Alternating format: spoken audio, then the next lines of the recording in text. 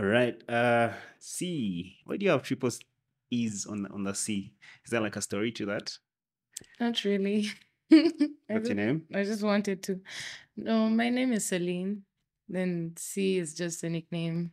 The spelling was my creative take on it. Okay. Welcome to Big Conversations by Ordinary People podcast. Thank you for having me. You are like what? The millionth creative, but okay, we have not yet reached a million, but also like the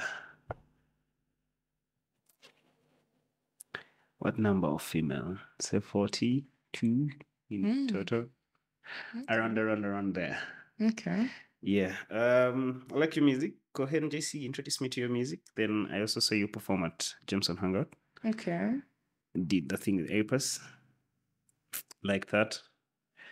Yeah, and now you're here on the podcast because that's what I do. I invite people I am interested in talking to. And I also feel like the rest of the world would love listening to what they have to say from their perspective to life. Okay. Now I asked if you liked Kendrick Lamar. Yeah. And you said yes. Mm-hmm. What's that one thing you think?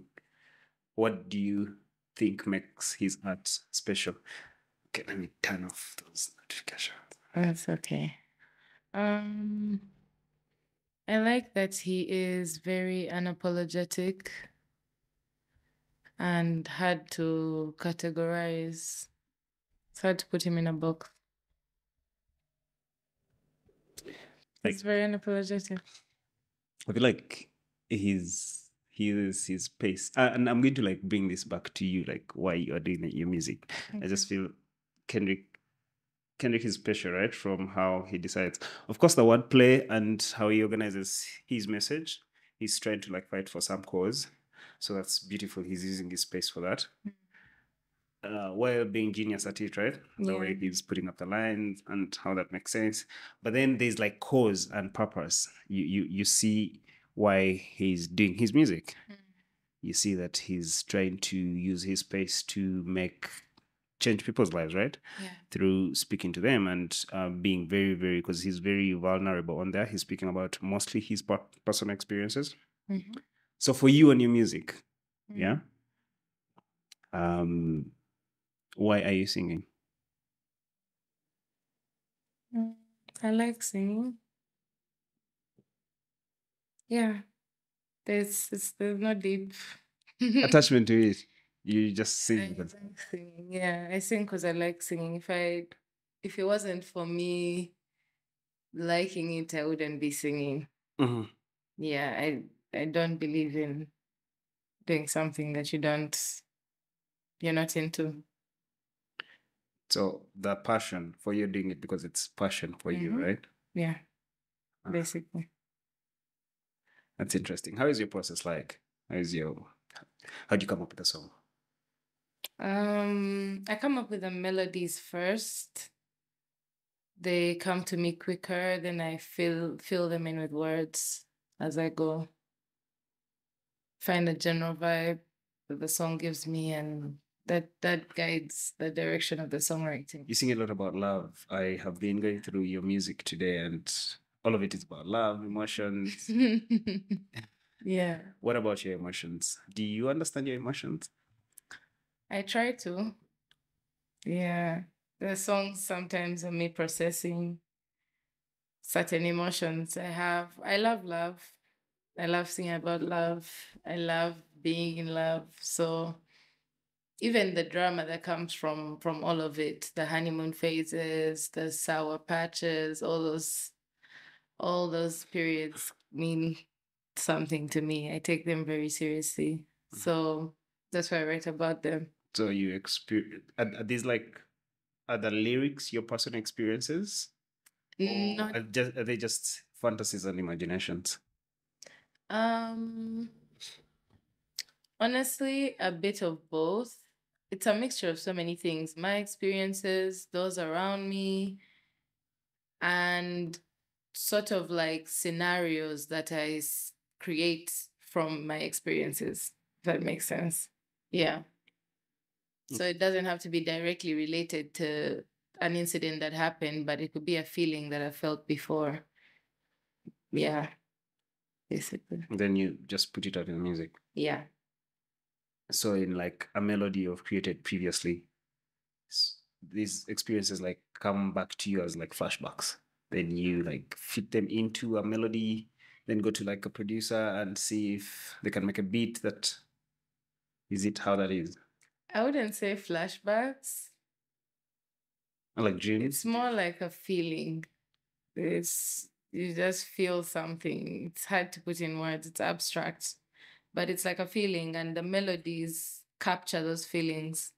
So if I find a melody that captures the feeling that I'm going for, I know it will make anyone who listens to it feel that way. Like emotion, the point was the feeling, and not necessarily all the words that I'm saying, but the melodies. How do they make you feel along with the words?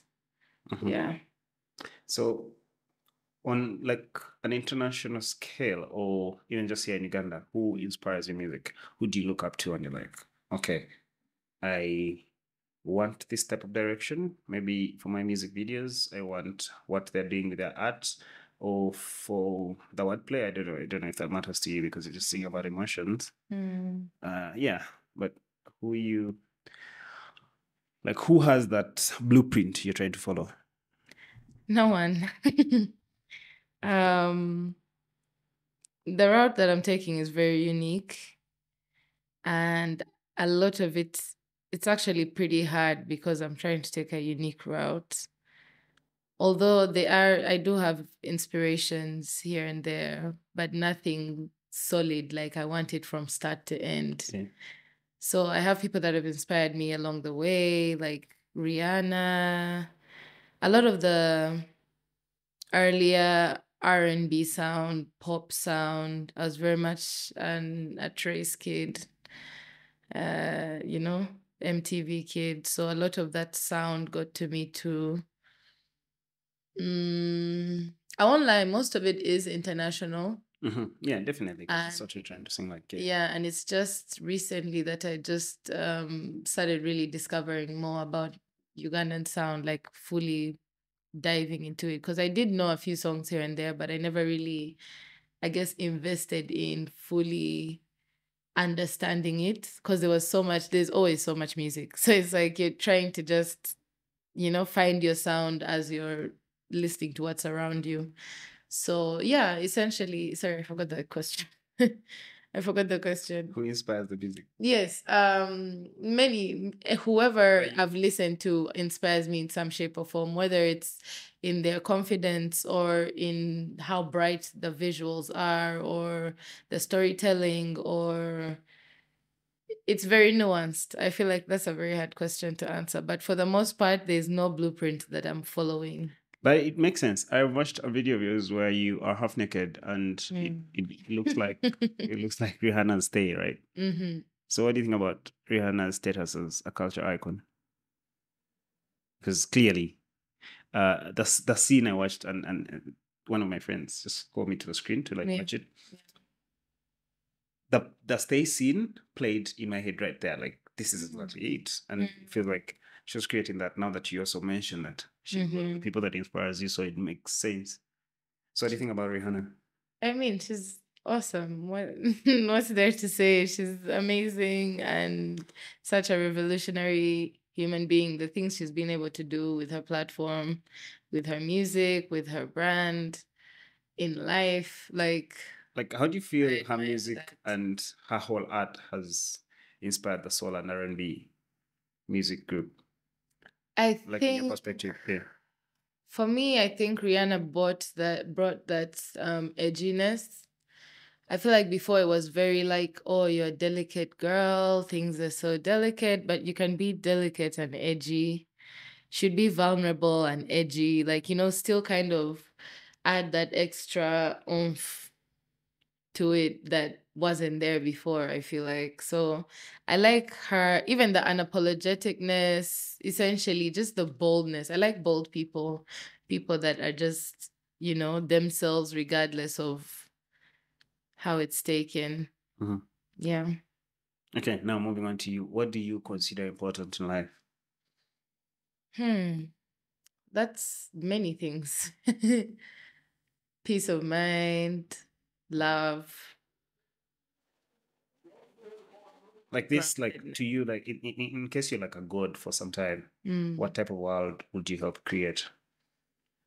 A loving one, honestly. I feel like one that encourages togetherness. I feel like right now we're really in a very individualistic state, and it's to each his own, which I mean works in some cases, but I feel like all round for as a collective, it doesn't really help us. So that's something I'd look into. World peace, those things. Yeah. I feel like those are things that would bring people together and make us advance as a species. Do you feel like your music is going to bring people together at some point? Like, is that like the purpose you've not yet realized? Like the love thing going on. So you connect, like, see how Mose Radio was doing it, right? Were you a fan? Yeah. Yes, I was. Yes, I was. Yeah. So his music, right? The way I feel about it is the way some chicken P4 feels about it, like True. in that same spirit, right? Like it gives you the butterflies, that whole feeling, and I feel like that's legendary. Like that's when you listen to the song when you're in a bar or the beat in your team, Yeah. still feel happy. You relate. Yeah. I think it's not even specific to my music. If you do music in general, if you do anything that requires other people to appreciate and acknowledge, then for sure it's going to put them together. Yeah. Music, arts, all those things. I feel like anything that has an audience or requires an audience brings people together, because if it's one or more people, then there you are. Yeah. So what are some of those challenges you're facing as a soul and R&B artist? Like broadly, right? Like, is it people relating to that kind of music? Is it because there's so many of you doing that kind of music? And yeah, like I want to know from you. I feel like people doing that kind of music has never been a problem, because there'll always be, you can never be in a genre alone, or so I feel like that's forever going to be a situation, so that's not really a problem. I think the tricky part, I would say specifically in Uganda, Ugandans have this mentality that it kind of has to be, I wouldn't say all, but most, that it has to be a dance type song, something groovy, something you can, shake to, dance to. And it's tricky because the same Ugandans will be listening to Sam Smith or like Adele, or you know what I mean? I'm talking about like old Sam Smith, but essentially like very slow songs and very soulful songs. But because they're not from here, it's like, it's easier for them to kind of digest that music. So it's an interesting thing I discovered here. And yeah, I guess. Do you feel? I feel like that's a case of going for the extreme best, right? Like if you are trying to sing like Beyonce, why should I listen to you? Yet I can just go and listen to Beyonce. No one is trying to sing like Beyonce. Am I trying to sing? Do you think I'm trying to sing like No, Beyonce? I'm saying, I mean, you, Rihanna, like Joshua Baraka, Mike Mungu, Dollar Gang, and I manage Dollar Gang myself. So, Kohen JC, say Isabel UG, yeah, all this new wave sound that I like, right? But like, there's so much that comes into play there. The production, how the beats is, how you really how you fit into the beat with your melodies and all that.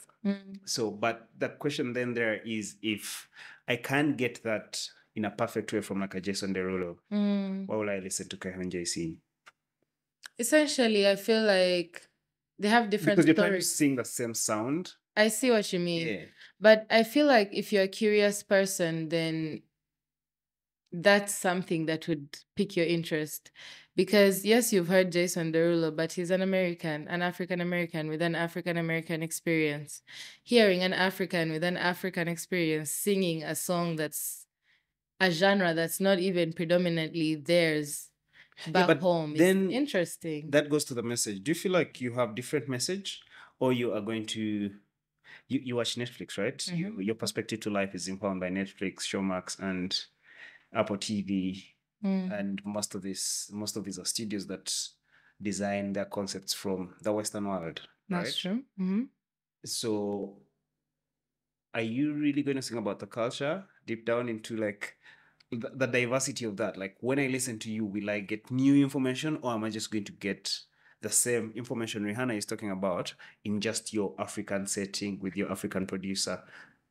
So Yeah. as long as it's my experience, it's new information. I don't think me and Rihanna have the same experiences.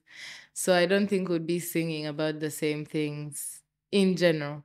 So I feel like every artist is their own individual, regardless of the genre. A genre doesn't really narrow someone down Yeah. to, because even saying R&B, I wouldn't really fully say I'm a full-on R&B artist. Because if you listen to R&B, there's a different sound, there's different sub-genres and all these levels of details within the genre that go beyond just saying, oh yeah, this is R&B, this is R&B. It's the same thing. You know what I mean? So I feel like if you have that curiosity for art and that appreciation for sound and music or storytelling or melodies, I feel like it's a no-brainer to just like listen to whatever is out there and be open-minded to what's brought to you, especially people that come from where you come from, because it's like, why should we all sound the same here too either? Like, why should we all have one genre to begin with? I feel like there's all types of sounds. Art in general is so broad, and to try and box it in or define it or even give it a meaning is very subjective. It's an experience. If that's your experience, it's not going to be the next person's or the one after that. So you can't really generalize such expectations or statements, I feel like. Okay. You or see, what have you learned from listening to music from, say, from Nigeria and from the USA? What have you learned in general that you'd love to share to another creative, right? That like what do you pick from listen to the music that side? Yeah. So I guess essentially repeat your question, sorry. What have you learned from all the music you've listened to, from all the external music you've listened to?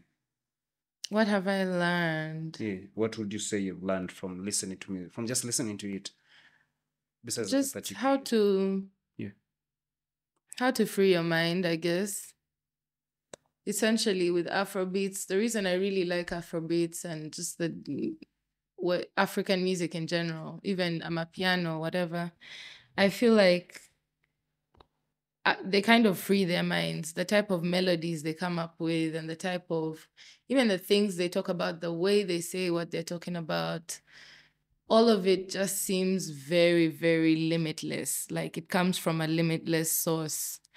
And I feel like it just represents a free mind, like a free, open mind that just plucks out melodies that are from out of this world. Yeah. And that's how I feel about African music in general. Western music, I feel like with Western music, it has taught me more about the storytelling. I appreciate how they're able to make something cohesive, like a cohesive plot, like essentially from beginning to middle to end, it's something that is a storyline and you understand this is about this or that and this is how it felt. Something cohesive. I'm very into storylines. Although with Afrobeats, it's not always tied to, specifically Afrobeats, let me say, it's not always tied to storylines. It could just be a vibe or just a mood. And that's why I mean, like, it's really free your mind. But the other side that's more like structured in terms of like songwriting, and storytelling. So yeah. So what's your hope for the future of sound here? Do you feel like we deserve a unique sound as Ugandans?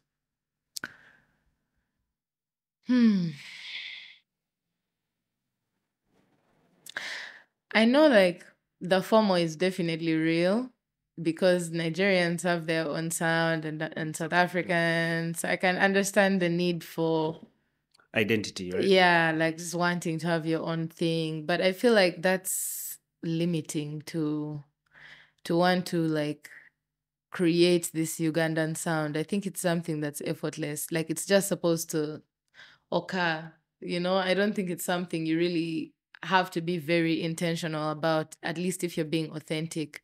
So what I would say for the Ugandan industry is to be open-minded, because it's from open-mindedness that you get to hear all these different sounds. If you're limited to one sound and you said, you know what, it's either this or nothing, then that's it. That's all you have to offer and listen to and give. But if you leave it open and understand that, you know what, this could go anywhere. It's because we don't, this Ugandan sound, we don't know what that would sound like, truly. Yeah. So They having, had brought up something like Backsraga. I don't know if you know it. Yeah.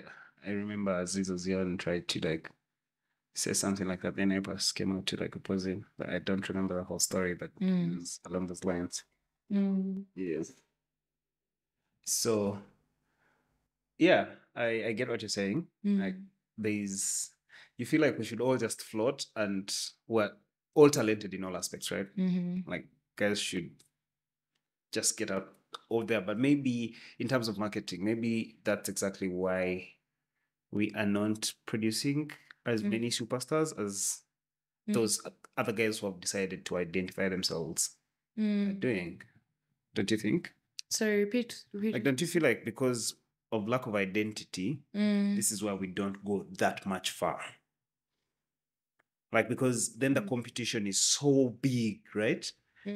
For you to get that much far, you have to, now say for example, you have to really beat.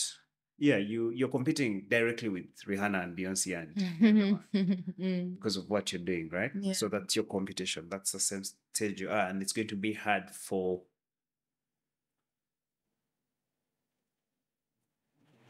to penetrate that competition is going to be really, really hard from all aspects, the marketing, the money, just the experience, the time.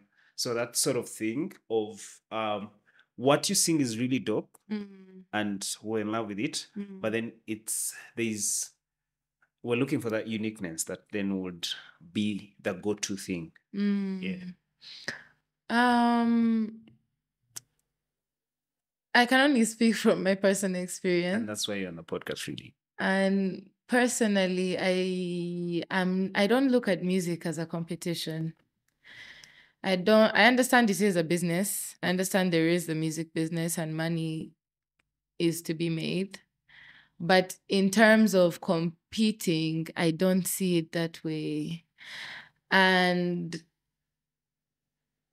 especially to even, if anything, now let me put it like this. Like in Nigeria right now, let's say Afrobeats are popping, right?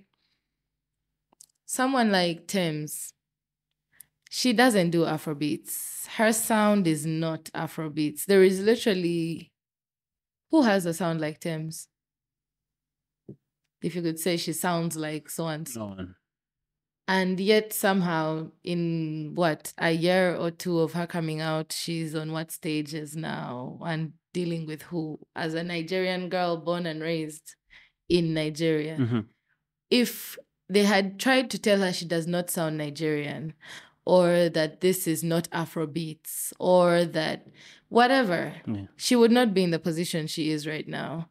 But she kind of just approached it with her own flavor, however different that sounded, and that became the standard. It's Thames. Is this the same direction you're taking? I've been trying to listen to your music. Yes, you just want to give it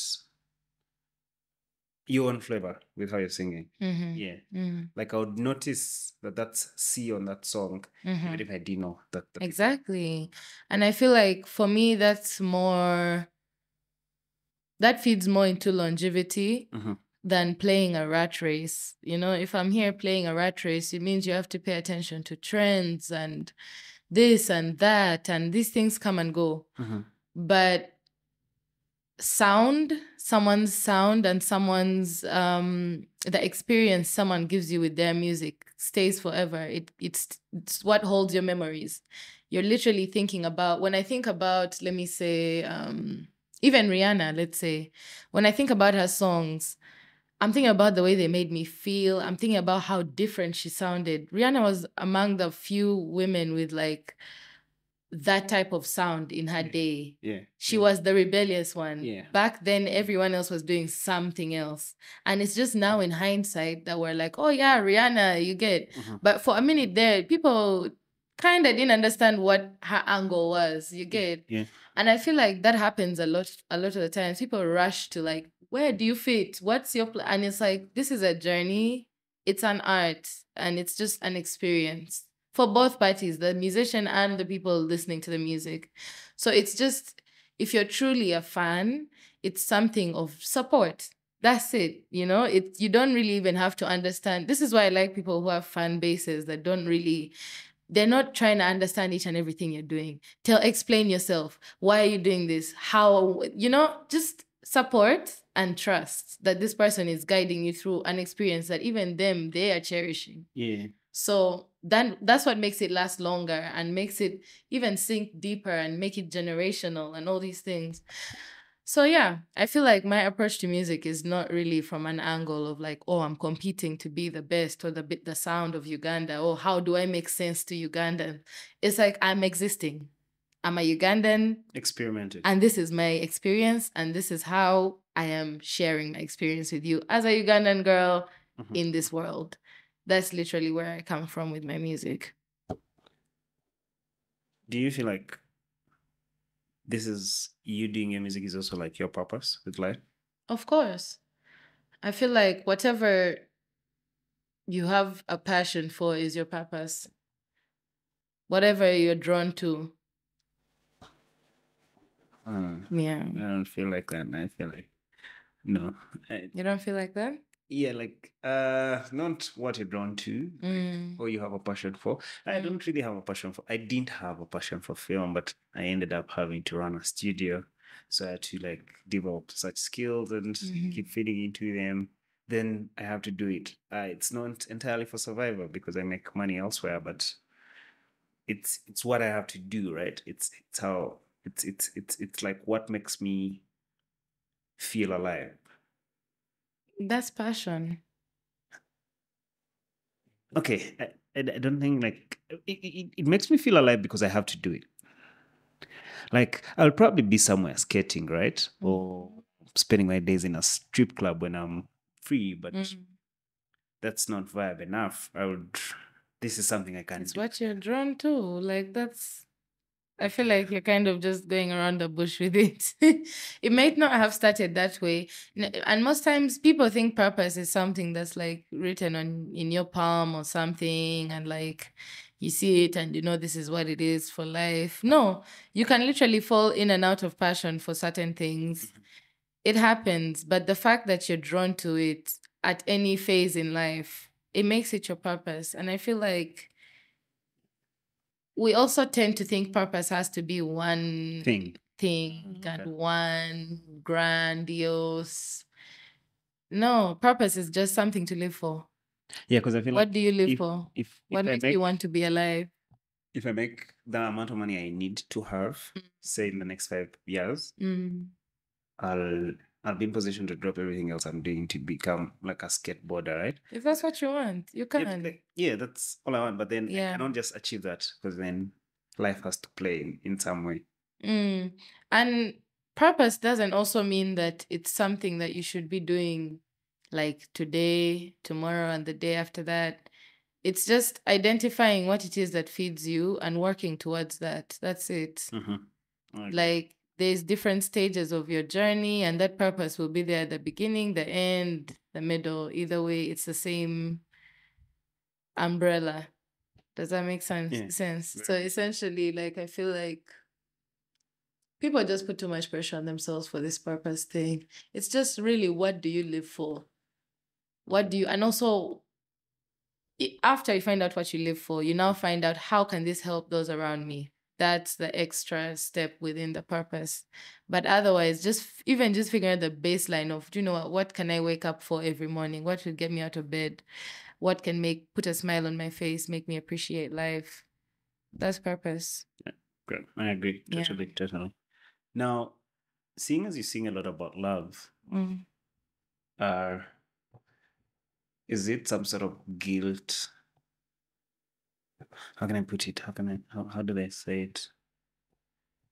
You see, like how rich guys do charity because they have this guilt on them for exploiting a lot of people, right?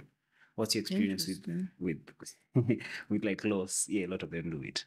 Like they have to give up in junks because of all the bullshit they've kept doing. Like it will help them feel alive. It's like smoking weed, really. Like to get over something, right? When you get that short-term memory loss, or feel like, okay, that happened. Let me get this high and just live with it, right? And then you train your mind to do, like, I feel like that's what they do with the charity. Like, let me give back a billion of chunks of money so that I try and make my mind forget the fact that I've stolen a billion of chunks of money from right?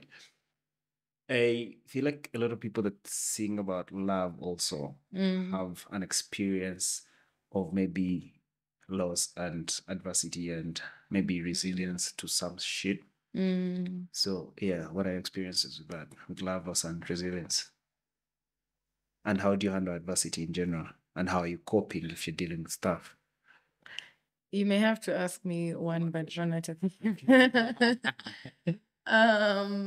so first one. What's your experience with love, loss, and resilience? That's the question. Honestly, love is interesting. I got pretty curious in love. I mean, at a healthy age, when I was a teenager, and I feel like I tend to feel things very deeply. And very quickly, I realized that I love immensely. Like, essentially, that's just how my approach to love, like to a loved one, especially like if we're in a relationship or something. So I'm very affectionate. I'm very forward with the way I love. And it's because of that, everything that happens is like a moment for me. And that's how I write my music. I write it based on how intense I used to feel in these moments, whether it's a confusion, anger, lust, honeymoon phase, I'm over it, whatever it is, it's very intense for me. And I feel like it's that experience of intensity that has pushed me to continuously write about love, because it's such an intense experience, being the roller coaster of it all. Like even with the exes and it's just all of it has been a roller coaster, and it's a story. These are stories that stay with you. Yeah. So at least they stay with me. So it's like something that I feel deeply about and I can write about easily. Loss? Loss. I mean, we've all lost someone. I don't know what sense you mean, like lost love or Lost love, lost passion for something. Maybe think like depression, but I don't want to go like deep into the depression. Yeah. But like loss, how do you handle loss and resilience? How do I It's handle not going it? your way. Yeah. I tend to isolate, to just kind of get my thoughts together. I like having me time. I get more introverted for sure. I get introverted. I get very spiritual in terms of like meditation, the things I read, what I'm listening to. Like it just becomes more of like some type of self-care package that I do for myself that just does not involve anyone until I feel up to it, then slowly integrate back into society. But yeah, essentially, I tend to like to figure it out on my own, then get back to the business. Okay, with the love bit, you answered that maybe explains and also shapes some bit of your music. Yeah. And is it the same with loss as well? I don't think I sing about loss as much as I sing about love. Because you'd prefer to keep optimistic. Yeah. Okay. I tend to dwell. So I'd rather dwell on the love part than the sad part. Although I do know that it's weirdly the same, feeling. very similar, very thin line between both experiences, and the intensity is the same. But I don't know. Recently, I haven't really. Maybe in the future I will, but right now I'm not really looking into like loss. Are you in love right now? Oh, of course, yes, I am. Okay. So is your new music defined by your current experiences? No. Or now these experiences will come in some album though? Somewhere, that's how it happened. With Passion, Mhm. all the songs in Passion are love songs. I released Passion in like the heaviest breakup I had at that time. I was like, I had been in like the thickest breakup, and that's when I wrote all those songs, and they're all love songs, and they're all very deep, and they're all very meaningful. But then that's not really where I was at in life when I wrote those songs, but that's what came out of me in those periods of time. Yeah, I can relate to that 100%. I feel like that's how depression works. Because how I realized the pain of like a breakup after close to 3 years. And then what happened was every day at the same time around 6 p.m., my eyes could bring tears just randomly at the same time. Whenever I am just alone in a space. Then it kept for a week. I was like, but this is a pattern. Like how is it possible that it's very consistent, that I don't have so much power over it? I'm going to feel like this every time I isolate myself. So I felt the things I was supposed to feel 3 years back after some time. Because then the memories were the same, the feeling was the same, the cravings were the same with the person, stuff like that. So I totally relate to that. Have you answered how you handle adversity? Yeah. I feel like that was the question. This follow-up question to that. Then.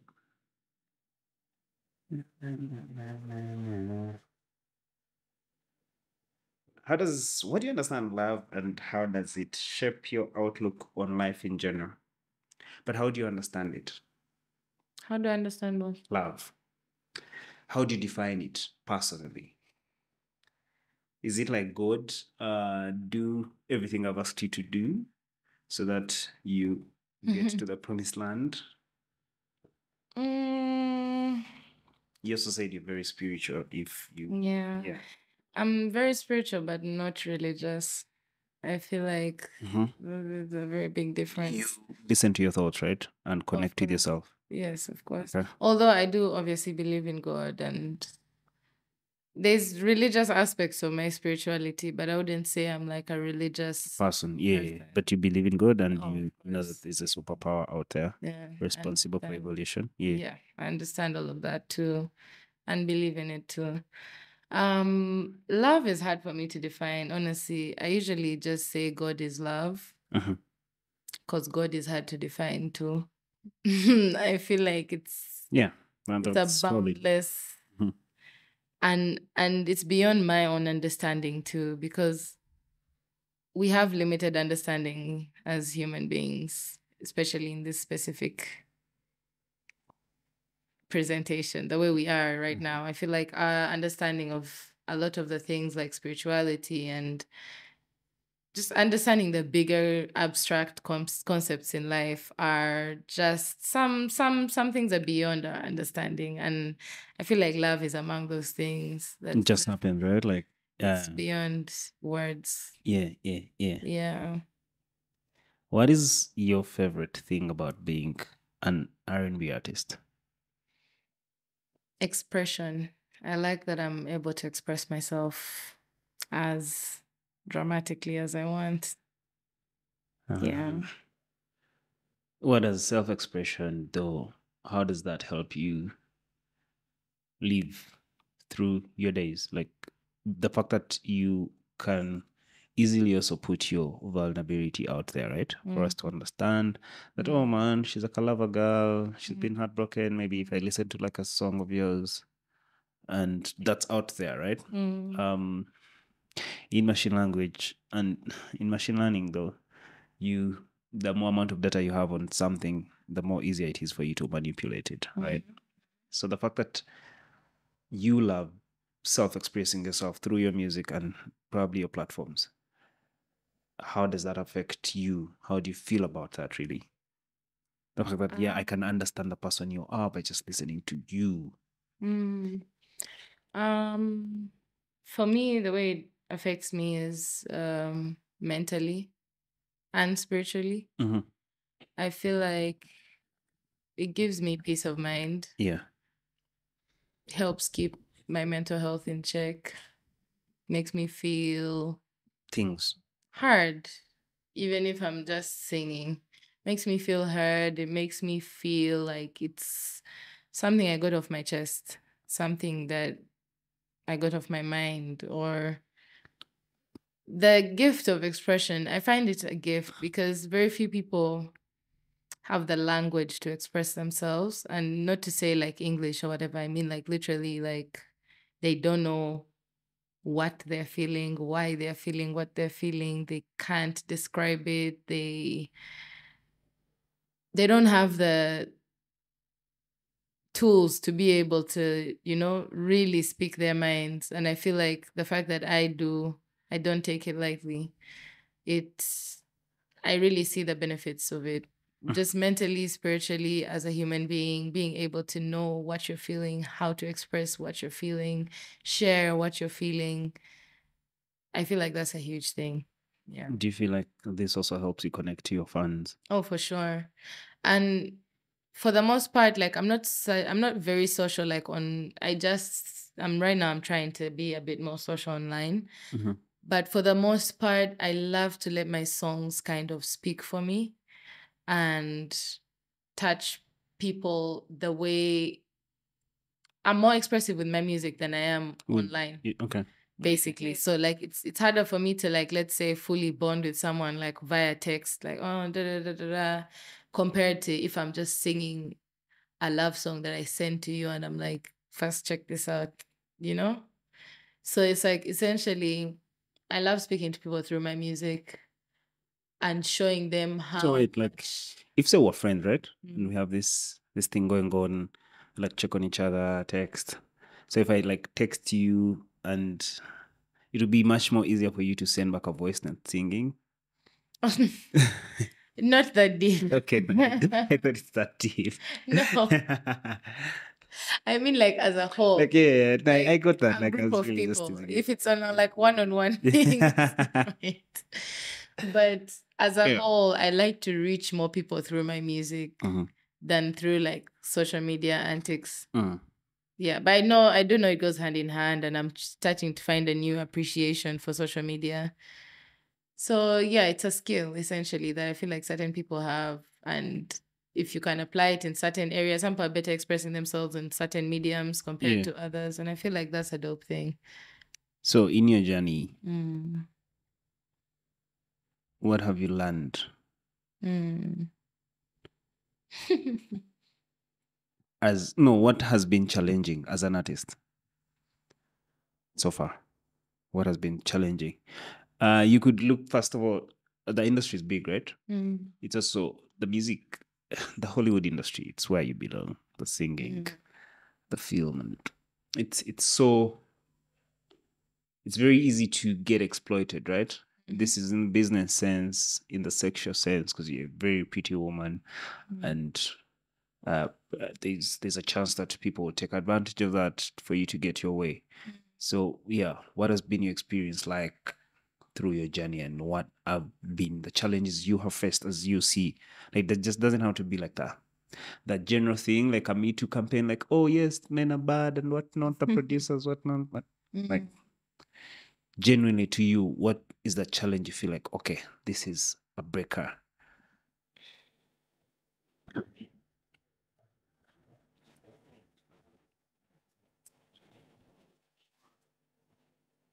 So like, the most important lesson you've learned in terms of the challenge?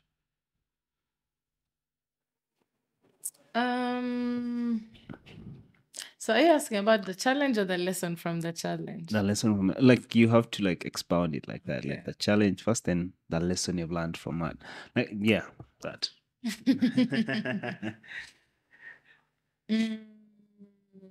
Challenge. Honestly, I don't want to, I do understand there are very many challenges in the industry, especially when you're coming up. You have to make it But different.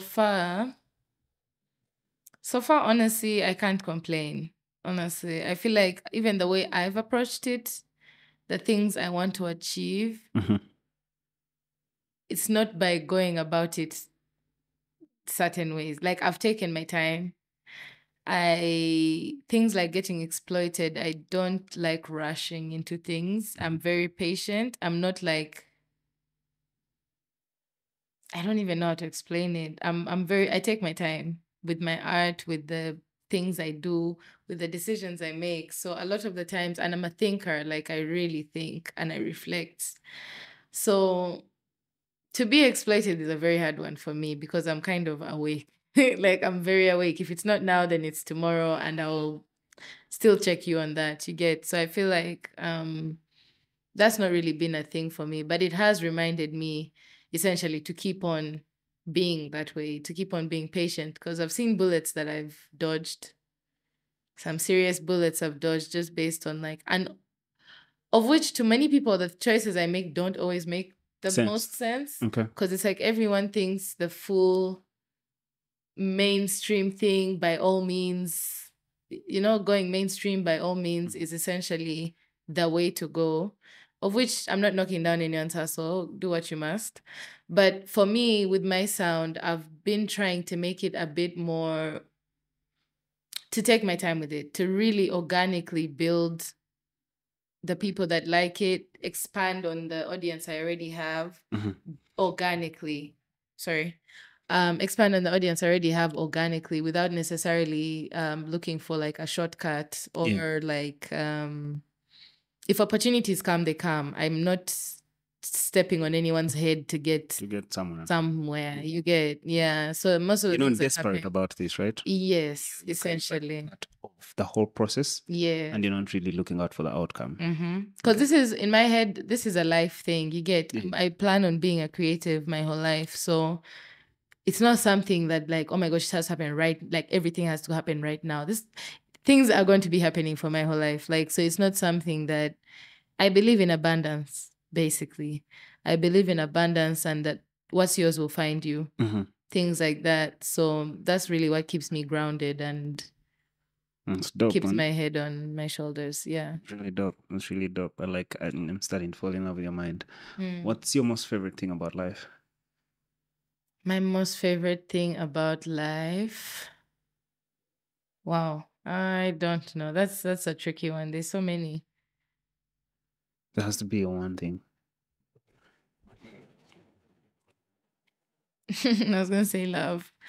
I feel like essentially love applies to everything, Mm-hmm. whether it's platonic, whether it's, there's agape love, there's all different types of love. And I feel like without love, really, is life really worth It's living? not. It's not. I don't know. I agree. Mm. So, but So the then, ability yeah. to love and to also learn. Yes, the ability to love and to learn, because you can always wake up and learn something any day. And The learn. day, exactly. That part too. So just the ability to love, learn, and unlearn. That's Yeah. pretty dope. And so, Yeah. that's like your biggest fear. I keep overcoming them, so I don't even know. How do you overcome your fears? Oh, I just dive in. Like I get agitated from fearing something too much. It just makes me do it. Like if it's not life threatening, obviously. But yeah. Um, I don't know. What is my biggest fear? I don't know. I also think I I don't know don't my biggest fear. I don't know. But let me think about my biggest fear. I think running out of money, Mm. the biggest fear. I've run out of money before, and I was I run out of fine. money a lot. I probably could go into my trading link right now and I'd lose all my money. But I'm saying like even the options, even having the capacity to like think the next day on how to get money, I never want to lose that. Mm. I feel like I have lost so much in terms of love. I've been heartbroken and I've given up. But the one thing that stays as a constant is if you can feed yourself, right? You can live through everything else. But if you can't, then I don't know how I'd live like that. I guess. I mean, when you put it like that, I guess it's not having options. Yeah. So that is like my biggest fear, not having options. Yeah. Because even with that, I do so many things, like so many things. So it's very hard for me to run out of options. If I'm not singing, I'm crafting. If I'm not crafting, I'm doing Crafting? What do you mean? crafting, like rings. I do jewelry and stuff. I have like a jewelry line. Sorry. How come you don't have any? It's actually just today, I was kind of running late, so I Oh yeah, but I've seen you at the launch of Oktoberfest. yeah. There's a lot going on, yeah. Yeah, I usually walk around everywhere I go with my jewelry. But yeah, crafting, I Oh, do that's art. interesting. You're so plain for someone who crafts. Trust, I know. But I actually normally have like my fingers are usually filled with rings. Yeah. But if it's not crafting, then it's art therapy. I do art therapy as well. What's art therapy? Like painting? Yes, painting, but also with the therapy. It's like does that work? essentially About that. so I get clients that are coming to, introspect or relieve stress or just experience something different. And I create these packages. I create the different packages. So if you're coming one time, if you want like more than once, blah, blah, blah. For the first package, it's a one-time thing. You're just coming for the day. So I curate an art project that we'll be doing together as we talk about whatever it is that's stressing you. So like there's usually a form that's filled before you come that lets me know exactly what it is you want to discuss. And that's what I use to base the project off of. So certain projects are tailored to like either make you talk more or less or get more into your head or more out of your head. The different types of art projects that really bring out different elements of how you think. So that's really how I curate them. And yeah. Oh, wow. And they make the art project and it's abstract. That's really So you don't really need to know you don't need to have a background in art or anything because it's abstract art and you put the meaning to it. So every color means something, the thing as a whole could mean something to you. And I How look much at are it these and things? I need to do one. so a one-time session is 150 and the other packages come with more things. So there's usually tea and like snacks as we're doing this.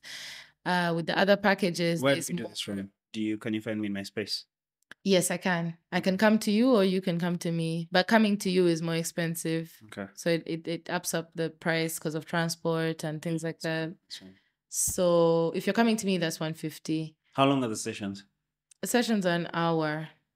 1 hour. Okay. Yeah. So far so good. I've had a number of clients actually. A bunch of them are repeat clients. And many of them came when they were very skeptical because I had to first educate my clients. Like it wasn't a thing. So I had to first educate people on this is what the first it time I'm was. hearing. Really? Yeah, and pretty Interesting. It's actually very wholesome. It's such a wholesome experience because we meditate even in the beginning. It's a whole thing. So yeah, it's just to just clear your mind, get yourself out of your mind, create a piece of time where you're just not too engaged in whatever it is you have to do. Just free your mind. Okay. Yeah. Okay. Then if it's not that, then I do so many things. I do public health as well. I have a master's in public health.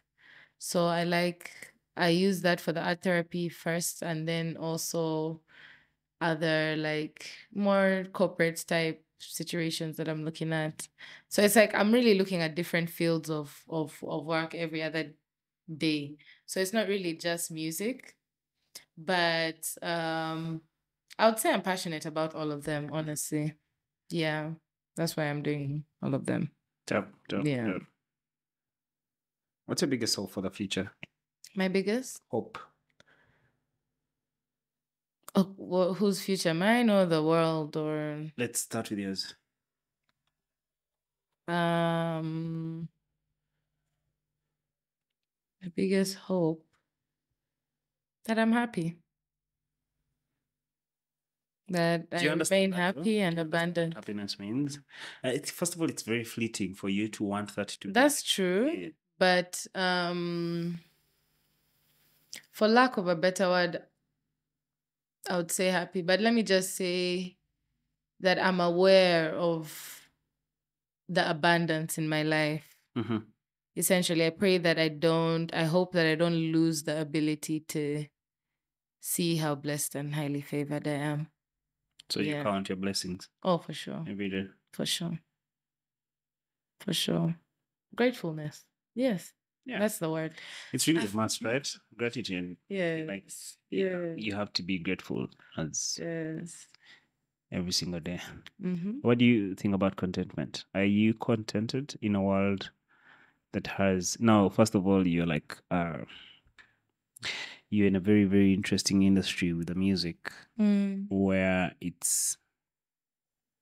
you have to keep up, right? Mm-hmm. And You don't have to, but like it's almost like an industry standard. Like it's how you're going to sell. You have to do. You almost have to do things you don't even like, but because you have to do them, where you almost like have to keep up, right? It's trend after trend. Then you have to do so much, even things that are against what you really believe in. I also don't know what your beliefs are, but yeah, like how do you manage to practice contentment and not get taken away and not want to? It's too much, really. I don't know if contentment is the word, because I feel like too much contentment stunts your growth. I feel like you should challenge yourself to do things you don't like every now and then, obviously within the range of reason, depending on who you are. But I would say it goes back to gratitude. If you are grateful for what you have and you're focused on what you have rather than what you do not, then automatically your life is a more sunny paradise rather than always looking over your shoulder trying to compare it to the next thing. I feel like we'll always have, you can manifest, keep in mind, and also you can also admire people. There's admiration where something happens to someone and you're like, damn, that's really good. I'd like that to happen to me. That's different than saying that, man, I deserve this more, or like feeling sorry for myself that, damn, why isn't it me? You get, essentially, if you come from a place of abundance and gratitude, Yeah. whatever is yours will find you. You can literally manifest what you want. I can sit there and say, do you know what? I'm getting a Grammy. I want a Grammy. I'm going to get it. And it will happen. So essentially, it's about that type of faith in yourself too. Yeah. Just knowing that faith in yourself and God. Because if you know that, you know what, if I put my request out there and I put my whole focus and might on this, then what's stopping it from happening? It's already done. The fact that it's a seed planted in your head, it's already yours. It's something my mom likes telling me, that you don't get not dreams when you sleep, but dreams, like aspirations, by accident. You don't want things by accident, like in your mind. It's something that you're drawn to for a reason. And that's something you shouldn't ignore. So focus on how you can get that in your life without compromising or making everything else in your life look less than. Because if you're really fighting for this thing that someone else has, how are you going to really like appreciate what you have? Like, how are you going to sit down and be like, you know what, damn, I'm really making moves. Like, shit, did you see this happen? This happened. Instead of like being like, oh, but I saw the other person doing this and I saw them doing that. So essentially, it's just being grateful, having faith in yourself, and believing in abundance. That's literally, I feel like abundance, that's my mantra for me. Just knowing that I will always have an overflow. My cup will always be full, overflowing. I'm blessed and highly favored. What's mine is mine. Yeah. I wouldn't term it as contentment though. Okay. Yeah. I hear you. Yeah. So,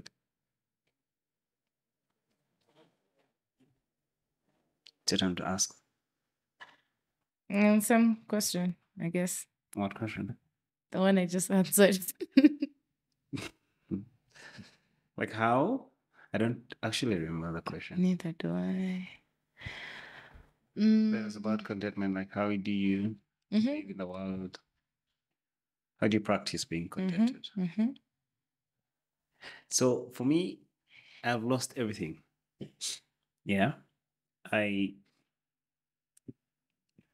The things that made so much sense to me at some point in life, I have lost them over such simple or reckless decisions, right? Like I've probably said something to someone I loved so much, and that's why we broke up. Because I was angry, and in the moment I said something that's stupid.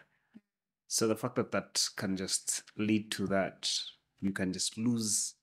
I take everything as vanity, right? Like, yeah, I constantly practice to detach from even the things that I like. Because I also feel like I'm like you, like I'm an empath. I love people. I can only be in a relationship to like be in a thing. It's not like the vibe, like my boys and stuff like that. So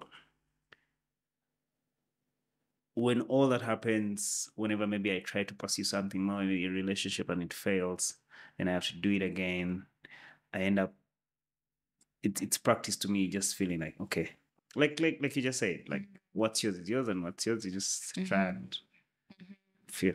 But also because of that, I spent some time on the street, so that taught me that life is as fleeting as it's such a roller coaster until it drops, right? Like you don't know what's going to happen next, regardless, right? Like the pretty girl you want from the bar can make you sick in a minute, things like that. Yeah. So that at the back of my mind. Also, it's an experience. I just don't want to say it. An experience of how my mom passed on really keeps in my mind so much. So things like that, but passed on when I was 4 years, so I didn't literally experience her. But then I know the story, so I'm like, okay, there's also this. So I feel like that then defines how I take everything. I also live in the moment. Really, I am such an optimistic person with my team. With like, I'm the guy that got call to fix something, even though they know I have no clue about it. With all my friends, like it's going to be that, and family as well, right? If say my dad has a function and there's like hiccups here and there is something they don't see, somehow I'll be the number they'll call and be like, okay, we have this challenge, but you'll solve it, and with that, it gets solved, right?